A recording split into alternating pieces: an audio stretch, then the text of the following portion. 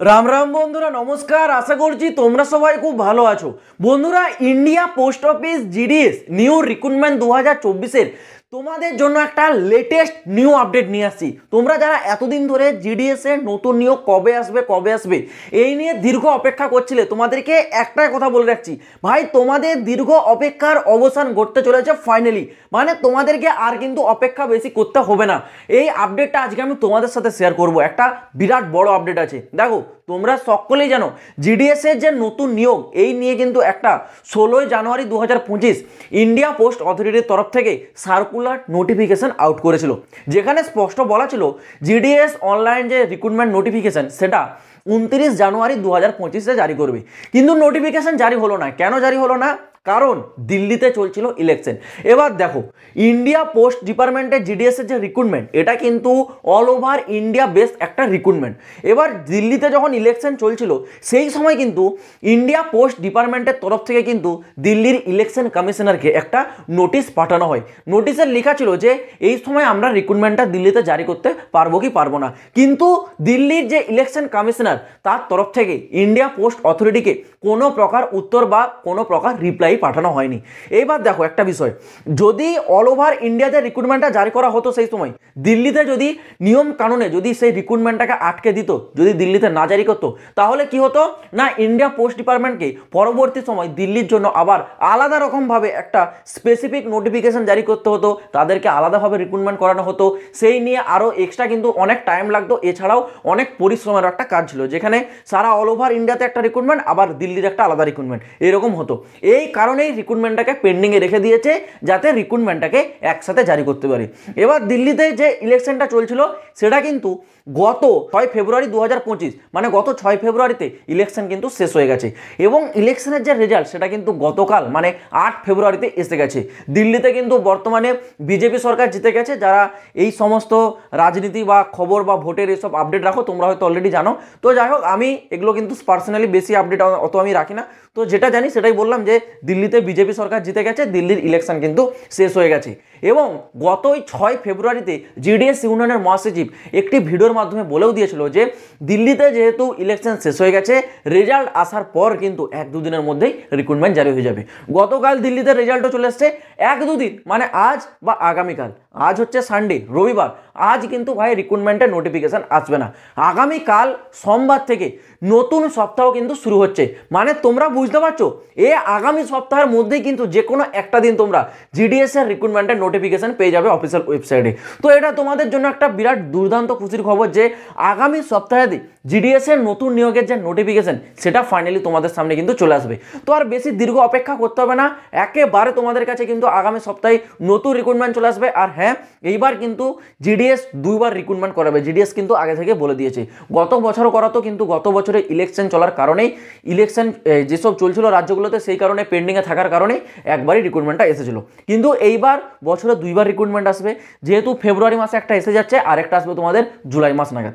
তো যারা এই রিক্রুটমেন্টের অপেক্ষা করছো, তোমাদের বলে রাখি, অ্যাপ্রক্সলি তোমাদের কিন্তু 30,000-এর কাছাকাছি শূন্যপদটা থাকতে চলেছে। আর জিডিএস এ তোমরা সকলে জানো 3 প্রকারের পোস্ট থাকে। দেখো, জিডিএস মানে গ্রামীণ ডাকসেবক, কিন্তু সেখানকার যে আলাদা আলাদা ব্রাঞ্চ হয়, সেখানে বিভিন্ন রকম পোস্ট হয়। কি কি পোস্ট আছে তোমাদের এখানে? আছে তোমাদের বিপিএম এর পোস্ট, আছে এবিপিএম এর পোস্ট, আছে জিডিএস এর পোস্ট। ওকে, এবার দেখো, এই 3টে পোস্টের মধ্যে সব থেকে হাই লেভেলের পোস্ট হচ্ছে বিপিএম। বিপিএম এরও ওপরে পোস্ট আছে, যেগুলো পোস্টম্যান, মেলগার্ড, পিএ, এসএ, কিন্তু সেগুলো অনেক হাই লেভেলের। এখানে যে 3টে পোস্ট আছে, 3টে পোস্টের মধ্যে সব থেকে বেশি আছে বিপিএম এর, মানে ভালো পোস্ট হচ্ছে বিপিএম। এর স্যালারি একটু বেশি দেওয়া হয়। এর হচ্ছে একদম অফিসার লেভেলের কাজ, যেখানে অফিসে বসে থেকে সমস্ত কাজ হবে। আর তার নিচে কাজ করবে এবিপিএম মানে অ্যাসিস্ট্যান্ট ব্রাঞ্চ পোস্টমাস্টার, আর তার নিচে থাকবে জিডিএস মানে গ্রামীণ ডাকসেবক। ওকে, এই 3টে পোস্ট আছে। তো তোমরা, আমি বলে রাখবো ভাই, তোমরা কিন্তু চুজ করতে পারো এই বিপিএম পোস্টটা, কারণ এটা হচ্ছে অফিসিয়াল লেভেলের পোস্ট একদম এই 3টে পোস্টের মধ্যে, যেখানে তোমরা অফিসে বসে থেকে কম্পিউটারের মধ্যে হাতে কলমে এই সমস্ত কাজ হবে। ঠিক আছে, বাইরে তোমাদেরকে অন গ্রাউন্ড কোথাও যেতে হবে না।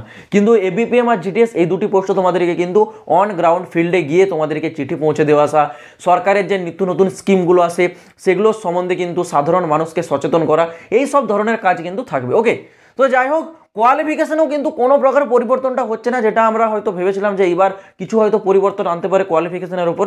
তো কোনো পরিবর্তন আসবে না, সিম্পল যেটা মাধ্যমিক পাস সেটাই থাকবে, কারণ যেহেতু ইন্ডিয়া পোস্ট অফিস জিডিএস হচ্ছে একটা গ্রুপ সি এরও নিচের লেভেলের ভ্যাকেন্সি, তো যোগ্যতায় পরিবর্তন আসবে না, মাধ্যমিক পাসই থাকবে। বয়স সীমাটা কি থাকবে? 18 থেকে 40 যারা জেনারেল ক্যান্ডিডেট তাদের জন্য, আর ইডাব্লিউএসদের জন্য। ওবিসিরা পেয়ে যাবে 3 বছরের ছাড়, এসটিএসসিরা পেয়ে যাবে 5 বছরের ছাড়, পিডাব্লিউডিরা পেয়ে যাবে এর উপর 10 বছরের ছাড়। এই হচ্ছে তোমাদের বয়স সীমার ছাড়গুলো থাকবে ক্যাটাগরি ওয়াইজ। এবার বলে রাখি তোমাদের এখানে স্যালারি, দেখো স্যালারি বর্তমানে যেটা আছে সর্বনিম্ন 14,000 টাকা, সর্বোচ্চ আছে 30,000 টাকা, মানে প্রথম মাস থেকে তোমরা 18 থেকে 19,000 টাকা পেয়ে যাবে।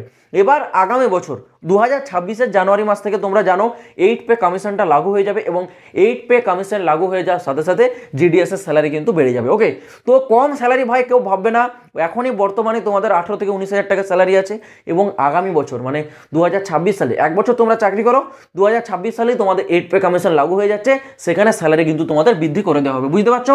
তো খুবই ভালো বিষয় এটাও কিন্তু তোমাদের জন্য। এবার আসি তোমাদের সিলেকশন প্রসেস বা নিয়োগ প্রক্রিয়া। নিয়োগ প্রক্রিয়াও কোনো পরিবর্তন আসেনি, একবারে তোমাদের নো এক্সাম, কোনো পরীক্ষা হবে না, অনলি মেরিট বেসড। মাধ্যমিকে তোমাদের যে রেজাল্টের নাম্বার থাকবে তার উপর ভিত্তি করে মেরিট লিস্টটা জারি করবে, সেই মেরিট লিস্টে যেসব ক্যান্ডিডেটের নাম আসবে তাদের হবে ডকুমেন্টস ভেরিফিকেশন। আর এই ডকুমেন্টস ভেরিফিকেশনের জন্য কিন্তু 15 দিন টাইম দেয়, ঠিক আছে?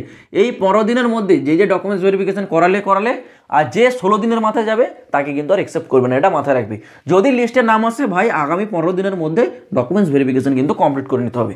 ডকুমেন্টস ভেরিফিকেশনে কয়েকটা ইম্পর্টেন্ট ডকুমেন্টস কী কী, যেমন তোমাদের মাধ্যমিকের মার্কশিট, মাধ্যমিকের অ্যাডমিট, এছাড়াও থাকবে তোমাদের হচ্ছে মেডিকেল সার্টিফিকেট, সেটা আমি পরবর্তী বিষয়ে বলে দেবো, মেডিকেল সার্টিফিকেটের ফর্মেটও আমি দিয়ে দেবো, চিন্তা করতে হবে না।